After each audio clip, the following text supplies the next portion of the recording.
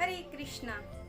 आषाढ़ मास के शुक्ल पक्ष में आने वाली एकादशी यानी शयनी एकादशी, जिस दिन भगवान श्री विष्णु वास्तव में योग निद्रा में चले जाते हैं और वह भी 4 महीनों के लिए।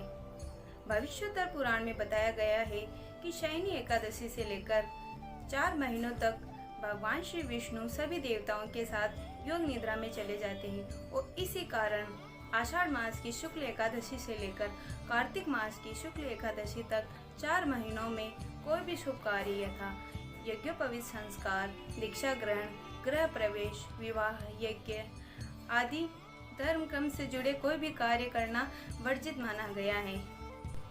इसके पीछे एक कारण यह भी बताया गया है कि इस समय के दौरान सूर्य दक्षिणायन की तरफ भ्रमण करते हैं और पृथ्वी पर यह वर्षा ऋतु का समय होता है और इसी शयनी एकादशी से चातुर्मास का प्रारंभ भी होता है, जो कि भक्ति के लिए सर्वोत्तम माना गया है।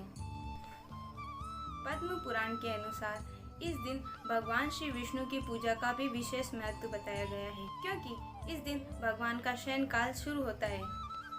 आपको ये जानकर आश्चर्य होगा कि यह शयनी एकादशी अनेक नामों से भी जानी जाती है, जैसे देव शयनी एकादशी, पद्मा एकादशी, देव पौड़ी एकादशी, विष्णु शयनी एकादशी, आषाढ़ी एकादशी, महा एकादशी इत्यादि।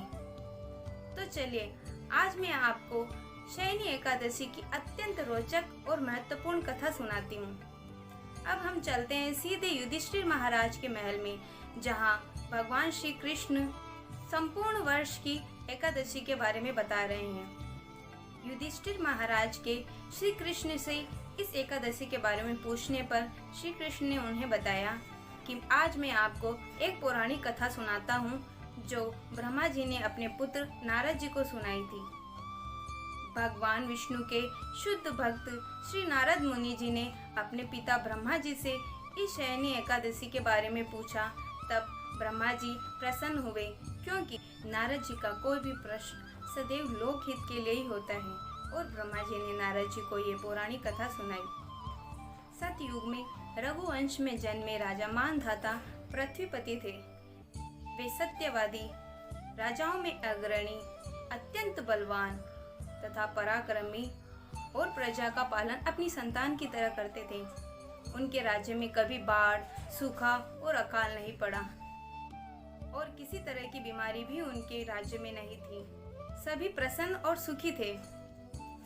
परंतु कुछ समय पश्चात देव से या किसी पाप कर्म से राज्य में 3 वर्षों तक वर्षा नहीं हुई। वर्षा के अभाव में लोग भूखों मरने लगे। तब सभी ने दुख से व्याकुल होकर राजा से प्रार्थना की कि हे राजन, आप कुछ उपाय करें जिससे राज्य में सब जगह पुनः शांति और सुख की स्थापना हो सके। यह सुनकर राजा ने कहा, वेदों और पुराणों के अनुसार राजा के द्वारा किए गए किसी पाप कर्म के कारण ही ऐसी स्थिति उत्पन्न होती है। किंतु राजा ने कहा कि मुझे ज्ञात नहीं कि मैंने ऐसा कौन सा अपराध किया है, परंतु फिर भी मैं अपनी प्रजा के हित के लिए यह प्रयास अवश्य करूंगा। यह कहकर राजा अपने अधिकारियों और कुछ सैनिकों के साथ ब्राह्मणों को प्रणाम करके वन की ओर प्रस्थान कर लिया। वन में कुछ दूर जाने के उपरांत आश्रमों को अन्य को भेंट दी और एक दिन राजा को सौभाग्य से अंगिरा मुनि मिले।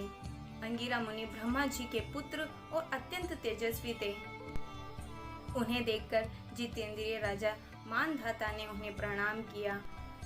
वह जब ऋषि ने राजा के आगमन हेतु विचारणा की, वह प्रजा के बारे में पूछा, तब राजा ने उनसे कहा, मैं धर्म निष्ठा से राज्य करता हूँ, परंतु फिर भी 3 वर्षों से मेरे राज्य में वर्षा नहीं हुई है। इस कारण प्रजा अत्यंत दुखी है। मैं जानना चाहता हूँ कि इसके पीछे क्या कारण है और किस प्रकार मेरे राज्य में पुनः सुख और समृद्धि लौटेगी, कृपया बताएं। तब अंगिरा मुनि ने कहा, वर्तमान युग सभी युगों में श्रेष्ठ सतयुग है।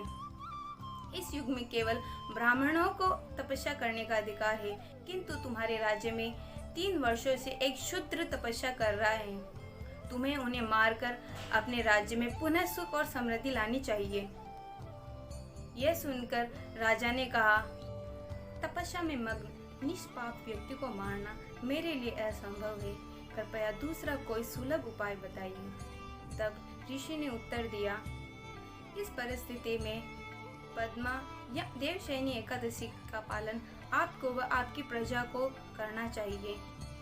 इस एकादशी के पालन से आपके राज्य में वर्षा होगी। यह एकादशी आषाढ़ मास के शुक्ल पक्ष में आती है और इस एकादशी का पालन करने से व्यक्ति सभी पापों से मुक्त होता है, अर्थात भगवान की भक्ति प्राप्त करने की सभी रुकावटें भी दूर होती है। अतः हे राजन, तुम्हें अपने परिवार व प्रजा के साथ इस व्रत का पालन करना चाहिए। अंगिरा मुनि के ये वचन सुनकर राजा अपने राज्य में लौट आए। अपने परिवार व प्रजा के साथ मिलकर इस व्रत का पालन किया, जिसके प्रभाव से राज्य में हर जगह वर्षा हो गई और राज्य पुनः सुख और समृद्धि को प्राप्त हुआ और प्रजा भी अत्यंत प्रसन्न हो गई। इस प्रकार व्रत करने से भगवान ऋषिकेश प्रसन्न होते हैं और व्रत करने वाले के कथन व श्रवण किए गए सभी पाप नष्ट होते हैं। तो हम सबको भी भक्ति पथ पर सुदृढ़ रहने के हेतु इस सरल एवं भगवान को अति प्रिय साधन अर्थात एकादशी व्रत का पालन अवश्य करना चाहिए। धन्यवाद।